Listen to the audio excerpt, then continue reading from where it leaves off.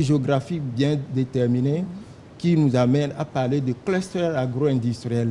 Donc avec le projet, nous avons au point stratégique mis en place 6 clusters agro-industriels qui fonctionnent à merveille. Autre élément de satisfaction au niveau stratégique, c'est la mise en place de ce partenariat public-privé avec les institutions financières. Ce n'était pas gagné d'avance parce que aller vers les jeunes, les institutions financières n'en veulent plus. Oui, parce qu'ils estiment qu'il y a des risques. Oui. Et surtout aller vers le secteur agricole, c'est encore pire. Plus risqué. Mais aujourd'hui, c'est devenu une réalité. Au niveau opérationnel, nous pouvons dire que nous sommes sur le bon chemin, puisqu'il nous a été demandé au bout des 5 ans de créer 20 000 emplois directs. Mais après une année d'expérience, nous sommes à 15 000, comme l'a dit le représentant résident, 15 000 emplois, accompagnés 1000 groupements. Nous avons à ce jour accompagné 1340 groupements et financé 1000. Nous sommes à ce jour à 494 groupements financés. Il nous a demandé d'appuyer, former dans le secteur agricole 1200 jeunes et financer 794. À ce jour, nous sommes à 715 financés. Donc, je crois que le pari est largement gagné. Et peut-être profiter du plateau pour demander à madame et aux représentants résidents, madame, de faire le plaidoyer pour qu'on puisse proroger, non seulement proroger, mais nous permettre de renforcer le dispositif que nous avons mis en place. Bon, l'appel est déjà lancé, madame la ministre l'a entendu. Alors, monsieur Aouna, alors du côté de Orabank, on va dire que, disons que vous avez misé sur le bon cheval. Oui, tout à fait. On est également très satisfait de ce partenariat, non seulement pour les résultats qui ont été évoqués en termes de recouvrement, en termes d'emploi, ainsi de suite. Mais également, ça nous a permis de voir qu'on peut entrer dans ces secteurs qui sont souvent considérés comme à haut risque, pourvu que les structurations soient les bonnes, pourvu que les personnes qu'on a en face comme emprunteurs soient également des bonnes personnes. C'est le cas ici parce qu'on a affaire à des jeunes qui respectent leurs engagements. C'est un point clé pour nous, les institutions financières, que les gens respectent leurs engagements. Je peux même vous dire, malgré le plaidoyer du coordonnateur du projet, que nous sommes prêts, et ce que nous avons déjà commencé à faire, à aller au-delà des financements ou des niveaux de financement qui sont accordés par le projet, en finançant directement certains de ces bénéficiaires sur fonds propres et à nos propres risques. Donc, c'est un projet louable et que nous sommes, en résumé, fiers d'accompagner et que nous sommes prêts à continuer d'accompagner. Alors, M. Aouna, et si vous devez avoir peut-être des perspectives, des ambitions, des souhaits pour la suite du projet avant échéance 2020? Bon, déjà, pour la suite, on a remarqué, comme je l'ai peut-être dit au début, que les enveloppes aujourd'hui sont insuffisantes par rapport aux besoins des entrepreneurs. C'est tout à fait normal. Si vous avez un entrepreneur, comme on discutait avec un tout à l'heure, qui a commencé avec 500 tonnes et qui parle maintenant de 15 000 tonnes, forcément le besoin de financement devient plus important. Et de ce point de vue, on est en train de réfléchir avec nos partenaires comment augmenter l'enveloppe. Ça, c'est l'une des choses. Et l'autre chose, c'est améliorer encore la gouvernance, plutôt la diligence en interne, parce que parfois le projet, surtout au début, on a souffert de quelques balbutiements, ce qui est normal, en termes de délai de mise en place des crédits. Mais je crois que maintenant, on a trouvé le bon rythme. C'est un travail qu'on va continuer de faire pour que tout le monde trouve son compte dans cette opération. Merci beaucoup, M. Aouna.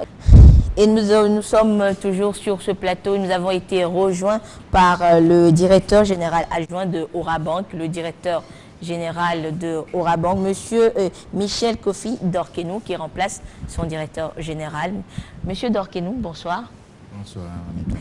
Alors, nous poursuivons donc ce débat et nous allons donner la parole également aux experts sur ce plateau, dans ce public, pour nous expliquer un peu plus le déroulement, la mise en œuvre du PAEGSP. Et je voudrais donner la parole à Monsieur Clouvi Komlan, qui est expert en développement du secteur privé.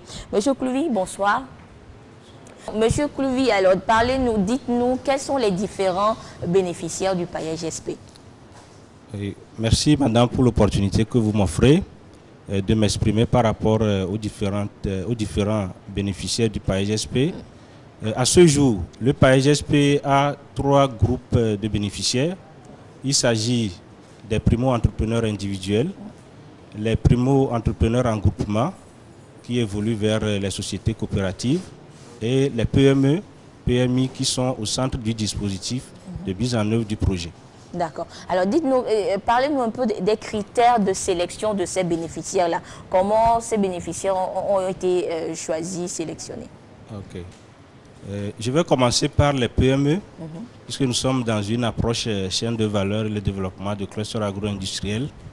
Vu que c'est une approche qui est basée sur le marché, on essaie de démarrer tout ce que nous faisons à partir d'une entreprise qui constitue un marché et une garantie pour les jeunes. Et donc, les PME sont accompagnées sur la base de chaînes de valeur dans lesquelles elles investissent. Donc, à ce jour, nous travaillons sur 5 filières, le maïs, le manioc, le soja, les petits ruminants et les volailles. Et donc, il faut que la PME en question travaille sur une chaîne de valeur dans ces 5 filières-là.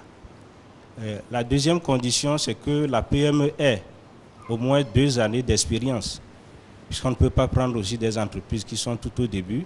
Il faut au moins 2 années d'expérience. Et la PME doit disposer des états financiers pour les 2 derniers exercices. Nous essayons de vérifier ces éléments et on voit est-ce qu'au cours de ces 2 dernières années, l'activité que la PME a menée, est-ce que cette activité est rentable?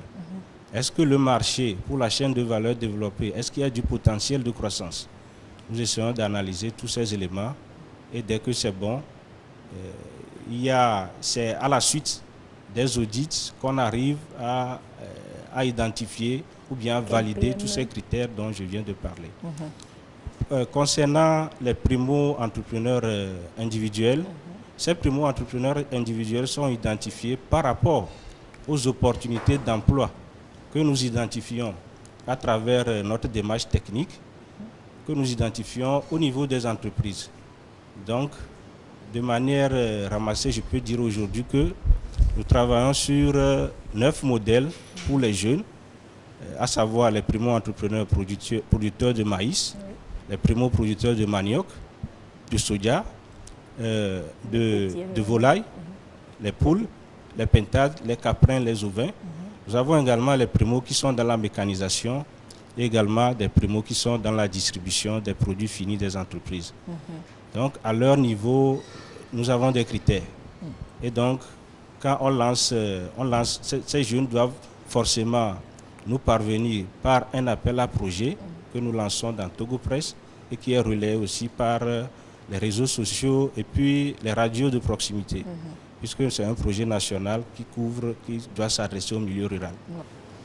Donc les critères sont entre autres, il faut que le jeune ait au moins 1 année d'expérience dans l'activité qu'il veut réaliser. Il faudrait qu'il soit togolais, qu'il soit jeune, et il faut aussi que ce jeune-là réside dans le milieu dans lequel il veut mener l'activité, il faut qu'il réside dans ce milieu. Oui, mais monsieur Clouvi, quand vous dites jeune, c'est quelle tranche d'âge?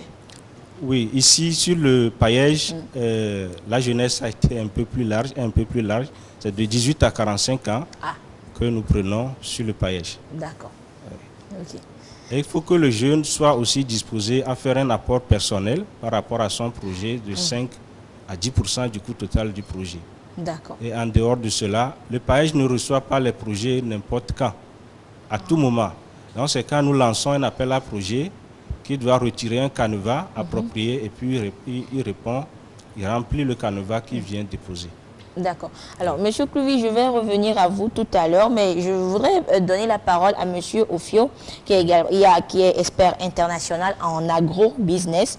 Alors, tout à l'heure, quand les invités sur le plateau parlaient, ils ont utilisé des termes de cluster, chaîne de valeur, agrégateur, primo-entrepreneur. Alors, Monsieur Ofio, vous allez nous faciliter la tâche, on va dire. Donc, on va aller étape par étape, essayer de comprendre un peu plus facilement ces différents concepts. On va commencer par le cluster. Qu'est-ce qu'on appelle par cluster? Ok, merci beaucoup, madame. Le cluster, c'est effectivement un mot anglais, parfois très difficile à prononcer sur le terrain. Mais il faut retenir simplement que le cluster, c'est un regroupement d'un certain nombre d'acteurs économiques qui travaillent autour d'une entreprise donnée. Et autour de cette entreprise, ils travaillent tous pour mettre sur le marché un produit donné. D'accord. En fait, ça a son équivalent en français, c'est l'agriculture contractuelle. L'agriculture contractuelle. Ouais. Alors maintenant, quand on dit chaîne de valeur, on entend quoi? Oui, pour comprendre la notion de chaîne de valeur, il faut retourner un peu à la notion de filière. Parce que dans nos pays, on a souvent parlé de la filière. Bon, on parle de filière manioc. Donc, dans la filière manioc, vous avez plusieurs produits. Vous avez le gari, vous avez la farine panifiable de manioc, vous avez le placali, bon, pour les Ivoiriens, vous avez la tiéké. Donc, il y a plusieurs produits.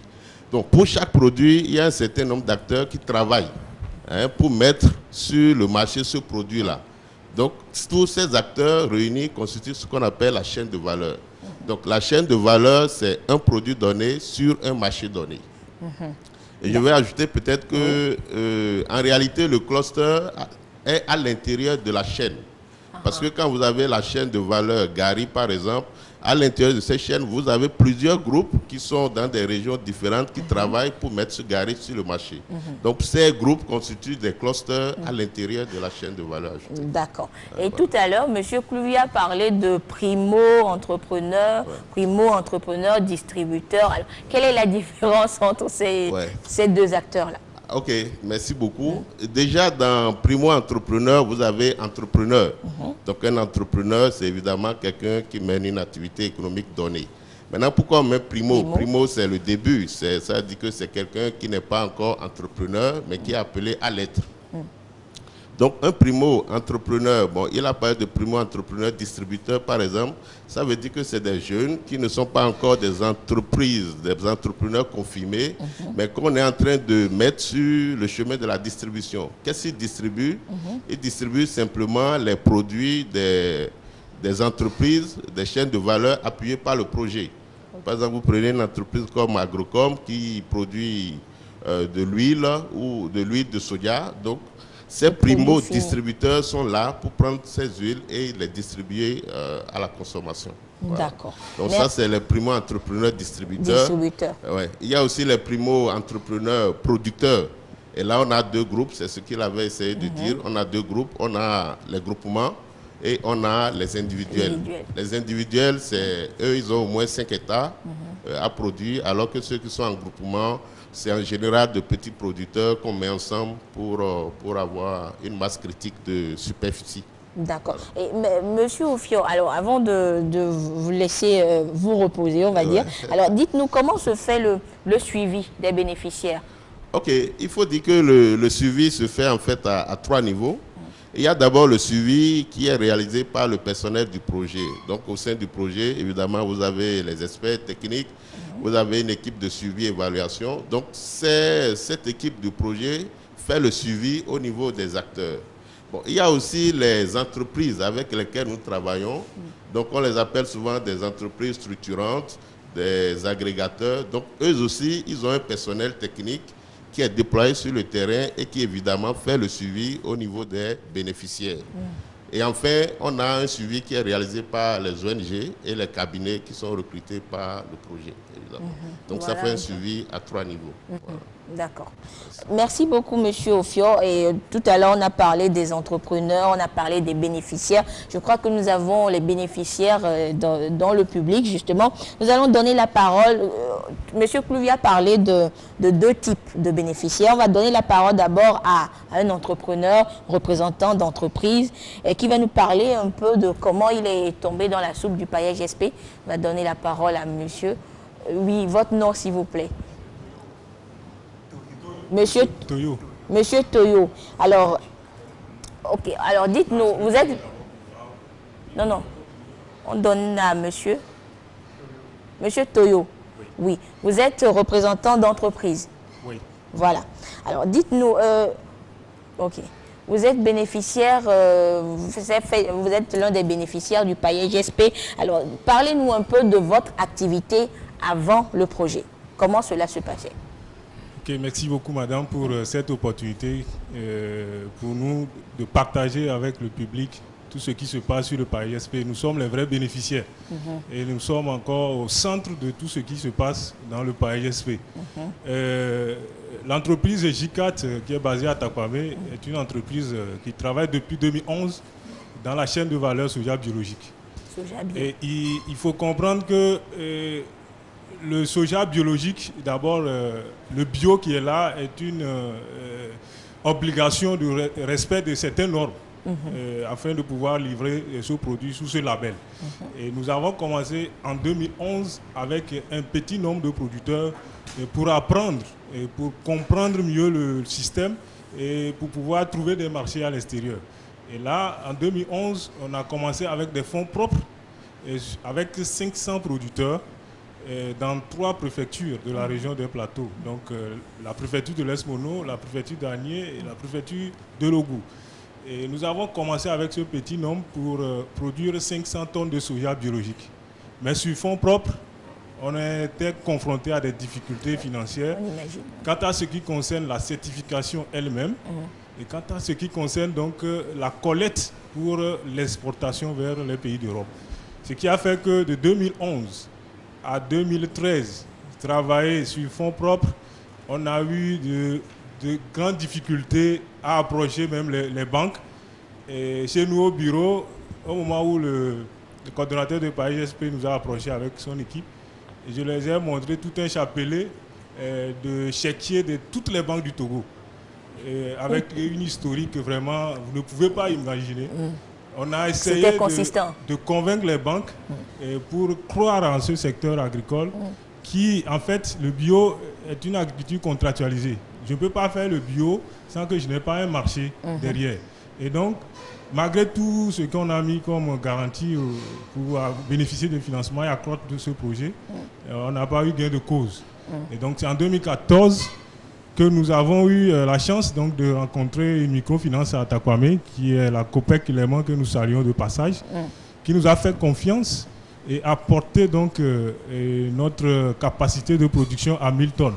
Mais étant donné qu'ils sont limités aussi par des critères de la BCAO, le montant étant limité, sur les 1000 tonnes que nous avons certifiées en 2014, on n'a pu expédier que la moitié. Voilà. Donc, on va dire qu'avant le paillage SP, disons que le travail était difficile. Très difficile. D'accord. Ouais. Et maintenant, avec le paillage, qu'est-ce qui a changé?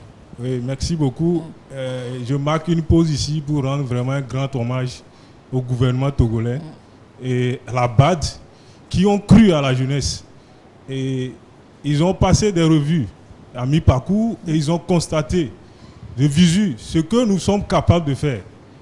Aujourd'hui, la J4 a certifié 10 000 tonnes de soja biologique avec le projet paillage SP. Et sur les 10 000 tonnes, tenez-vous bien, on a exporté 8 800 tonnes de soja biologique vers la France.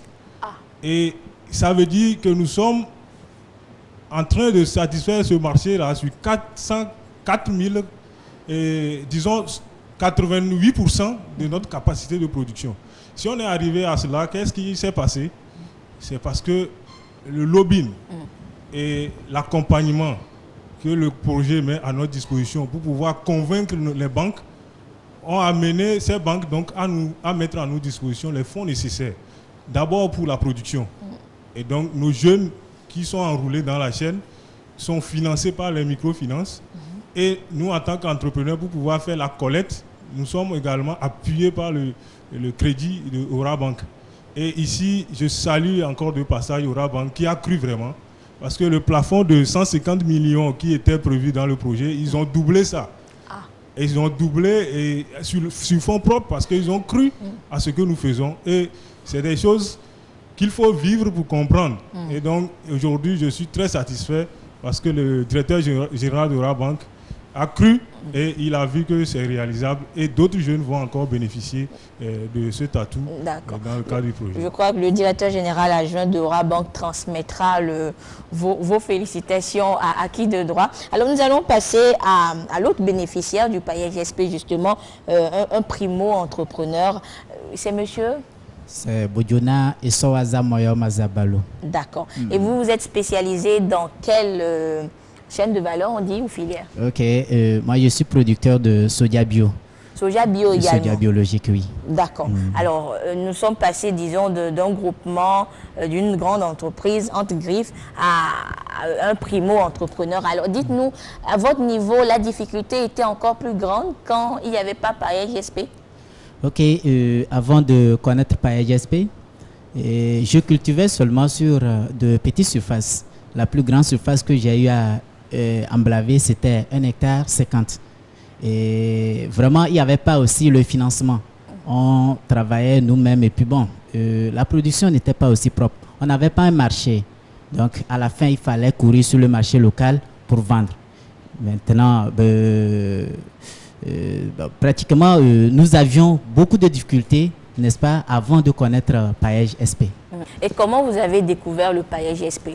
Oui, c'est par la radio locale de Blita. Je suis à Blita, donc la radio s'appelle Radio Étincelle. Donc il y a eu un communiqué où on cherchait les jeunes. Il y a eu dépôt de dossier, je suis allé faire le dépôt. Et après tout, nous avions été convoqués pour l'interview. Et Dieu merci, j'ai été retenu. Et maintenant, comment se déroulent les activités? Comment va votre entreprise? Ok, maintenant avec le paillage SP, l'entreprise, on pourra dire ça va mieux, mais ça va. Parce que aujourd'hui, avec la toute première expérience que nous avons faite, j'ai fait 5 hectares. Et avec les 5 hectares, c'est grâce au financement. Nous avons eu un financement et le financement était bien sûr à temps. Nous avons pu emblaver la surface que nous avions voulu bien faire. Et à la fin de la production, tout de suite, il y avait le marché. Moi, j'ai fait juste sortir mon produit. Ils sont venus avec leur voiture, ils ont pris et c'est sur le champ, j'avais perçu mon argent. Donc tout de suite, j'avais pris ça en gros. Je pouvais donc faire ce qu'il fallait faire avec. Voilà. Et avant ça aussi, avant la campagne de vente, les agrégateurs, nos entreprises qui sont dans la localité avec nous, ont toujours envoyé des techniciens pour visiter le champ, pour voir est-ce vraiment le champ répond aux normes, n'est-ce pas, des itinéraires biologiques que, comment l'appelle-t-on, la chaîne de valeur demande. Et Dieu merci, tout a été bien fait. Et donc la récolte a été très aisée. D'accord. Et maintenant, vous avez dit tout à l'heure que vous n'allez pas dire que ça va mieux, mais ça va. Bon, maintenant, si vous avez, donc ça veut dire que vous n'avez pas peut-être des souhaits pour la suite du projet? Vous n'avez pas d'autres ambitions? Des souhaits, oui. Bon, on peut. Vu que ça va déjà, donc. Non, mais quand même. Au-delà de je parle de moi, je parle aussi au nom du groupe. Donc, le groupe a des souhaits. Et donc, s'il faut parler des souhaits, je vais me plancher sur deux éléments principaux. Le premier élément, c'est, comment l'appelle-t-on, les tranches de crédit. Et par le passé, ça va jusqu'à 3-4 tranches. Donc, notre souhait le plus ardent, c'est que les tranches-là, que ça revienne à 2. Peut-être déjà pour cette campagne, nous souhaitons déjà que la première tranche sorte déjà le 1er juin. Parce que les pluies ont commencé. Et la seconde, et déjà en septembre, si on pouvait avoir ça, ça serait aussi bien. Voilà. Le deuxième point? Oui, et il y a un second point qui est donc l'éducation financière. C'est vrai, nous sommes jeunes et le plus souvent, on n'a pas toujours eu la chance de voir l'argent. Ce n'est pas facile de voir l'argent. Donc tout de suite, on prend l'argent pour l'agriculture. Mais il y a un détournement d'objectifs. Quand tu prends l'argent, tu ne regardes plus l'agriculture, mais tu veux te lancer dans autre chose. Donc nous souhaiterions tout de suite que toute la chaîne puisse venir vers nous pour sincèrement des formations, pour nous montrer qu'avec l'argent que nous avons perçu dans les banques, c'est pour cultiver et à la fin ramener à la banque. Voilà. D'accord. Merci beaucoup. Merci beaucoup. Merci.